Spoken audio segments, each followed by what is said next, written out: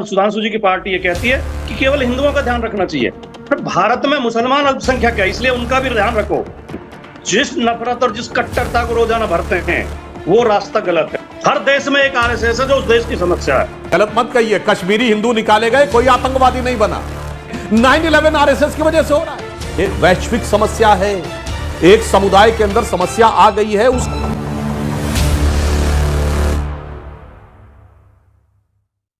वो इसलिए भारत में ऐसी आशंका कम है कि ऐसी परिस्थितियां पैदा हों जैसी श्रीलंका में हुई, बांग्लादेश में हुई और हमारे पड़ोसी नेपाल में हुई। लेकिन सुधांशु जी बात तो सैद्धांतिक तौर पर बिल्कुल ठीक कह रहे हैं, लेकिन उसके विश्लेषण में बेईमानी कर रहे हैं। क्यों? ये इस विश्लेषण में ये कह देगा कि जहां हिंदू है वहां तो लोकतंत्र रहेगा, जहां नहीं है वहां नहीं रहेगा। ये हमारा थोड़ा बहुत एक संकुचित विश्लेषण है।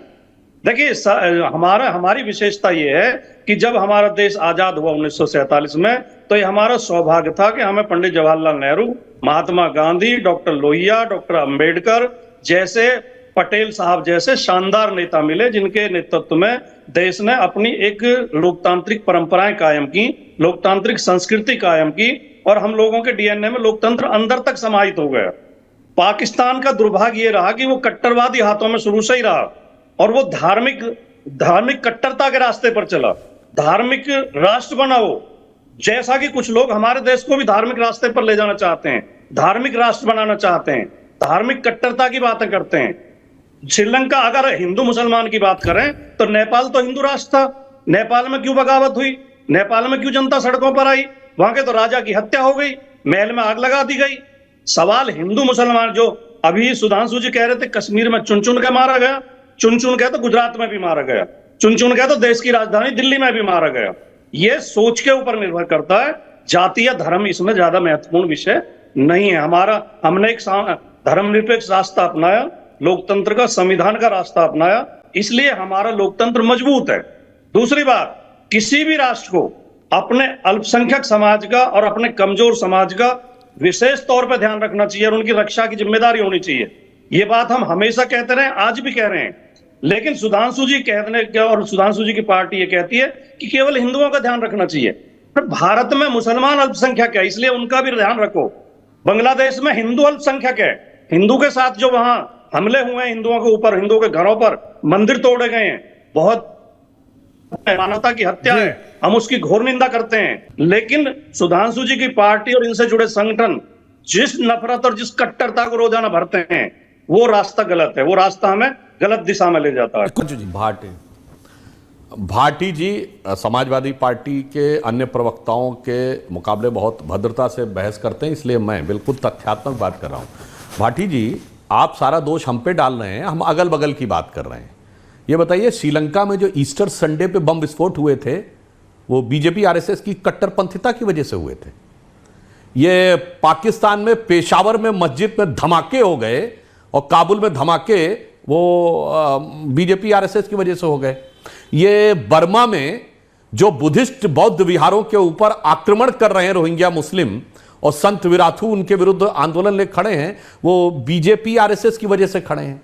अरे महोदय, इतनी बड़ी समस्या। अच्छा अभी बताइए, रूस के दागिस्तान में हमला हुआ था, वो बीजेपी आरएसएस की वजह से हुआ था। रूस के चेचेनिया में आरएसएस की वजह से हो रहा है, चाइना के सिचांग प्रोविंस में आरएसएस की वजह से हो रहा है, बोस्निया हर्जेगोविना में आरएसएस की वजह से हो रहा है। और सुनिए, अभी जो फिलिस्तीन में लड़ाई हो रही है हमास वाली, वो आरएसएस की वजह से हो रही है। इथियोपिया और सोमालिया में आरएसएस की वजह से हो रहा है। लंदन, मैड्रिड, ब्रिस्बेन के धमाके आरएसएस की वजह से हो रहे हैं। सिडनी वाले धमाके आरएसएस की वजह से हो रहे हैं। 9/11 आरएसएस की वजह से हो रहा है। महोदय, क्या कहना चाहते हैं? एक वैश्विक समस्या है, एक समुदाय के अंदर समस्या आ गई है, उस समस्या को समझाइए और मुस्लिमों को भी यह समझना चाहिए। पहले चरण पे तो वो मुस्लिमों के, गैर मुस्लिमों की तरफ करते हैं। जैसे कन्हैया लाल साहू का सर काटा जाता है जोधपुर में, तो सैमुअल पाटी का सर काटा जाता फ्रांस में। अलग नहीं है महोदय, मगर उसके बाद एक दूसरे के सर भी काटते हैं। वरना काबुल में काहे धमाके हो रहे हैं? वहां तो निजाम मुस्तफा है, 100% मुस्लिम है। ये पेशावर में किस बात का धमाका होता है मस्जिदों में? ये सीरिया में किस बात का धमाका होता है? इराक में किस बात का? ये तिनके की ओट में पहाड़ मत छुपाइए। ये छोटी राजनीति की हमें अपने इक्वेशन सेटल हो जाए और हम अपनी थोड़ा राजनीति में कट्टरपंथियों से वोट का शॉर्टकट, मैं बार बार कह रहा हूं, कट्टरपंथियों के द्वारा वोट के शॉर्टकट के चक्कर में देश में शॉर्ट सर्किट होने का खतरा रहता है। भाटी जी ये समझिए, इसलिए मैंने इतना बड़ा स्वरूप बता दिया। तिनके की वोट में पहाड़ छुपाने की कोशिश मत करिए। कट्टरवादियों की वजह से ये परिस्थिति पैदा होती है। वो कट्टरवादी मुसलमान भी हो सकते हैं, कट्टरवादी हिंदू भी हो सकते हैं। हमारे हिंदुओं की आरएसएस है तो मुसलमानों की भी तो आरएसएस है। हर देश में एक आरएसएस है, हर देश में एक कट्टरवादी गिरोह है जो हिंसा भड़काता रहता है, जो नफरत फैलाता रहता है। इन कट्टरवादी गिरोहों पर नकेल डालने की जरूरत है, चाहे उनके नाम कुछ भी हो। मैंने ये कहा ही नहीं कि हर देश की समस्या आरएसएस है। हर देश में एक आरएसएस है जो उस देश की समस्या है। मैं केवल इतना कहना चाहता हूं। धन्यवाद। भाटी जी ये गलत मत कहिए, कश्मीरी हिंदू निकाले गए, कोई आतंकवादी नहीं बना।